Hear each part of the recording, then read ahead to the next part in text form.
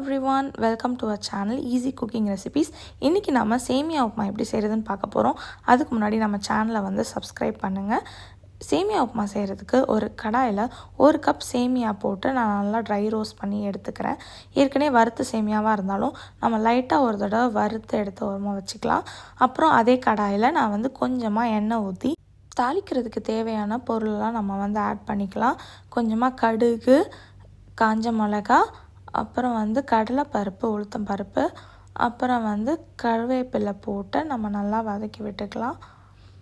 அப்புறம் காரத்துக்காக வந்து நான் 2 பச்சை மிளகாய் வந்து சின்னதாக கட் பண்ணி வந்து ஆட் பண்ணிக்கிறேன். அதையும் நம்ம நல்லா வறுத்து விட்டுக்கலாம்.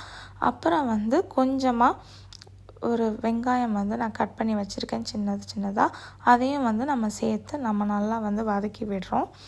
வெங்காயம் வந்து நம்ம நல்லா கோல்டன் ப்ரௌன் ஆகிற அளவு வந்து நல்லா வதக்கி விட்டுக்கலாம். அப்புறம் வந்து ஒரு சின்ன பீஸ் கேரட் வந்து நான் சின்னதாக கட் பண்ணி வந்து ஆட் பண்ணிக்கிறேன். அதையும் நல்லா வந்து வதக்கி விடலாம். அப்புறம் தேவையான அளவு வந்து நான் உப்பு போட்டுக்கிறேன். அப்புறம் நான் 1 கப் சேமியா வந்து எடுத்தனால நான் வந்து 2 கப் வந்து தண்ணி சேர்த்துக்கிறேன். தண்ணி சேர்த்து நல்லா வந்து நம்ம கொதிக்கிற அளவு வந்து விடலாம் தண்ணி. அதுக்கப்புறம் வறுத்து வச்ச சேமியாவை வந்து நான் அதோட வந்து ஆட் பண்ணி நல்லா நம்ம வந்து வதக்கி விடலாம். இப்போ வந்து அந்த தண்ணியில் வந்து சேமியா வந்து நல்லா வேகும். அதுக்கு வந்து நம்ம ஒரு 10 நிமிஷம் வந்து க்ளோஸ் பண்ணி வந்து வேக வைக்கலாம். ஒரு 10 நிமிஷம் கழித்து எடுத்து பார்த்தா அந்த சேமியா வந்து கொஞ்சம் கொஞ்சமாக வெந்திருக்கும். அப்புறம் வந்து நல்லா அந்த வாட்டரில் நல்லா குக் ஆகிடும்.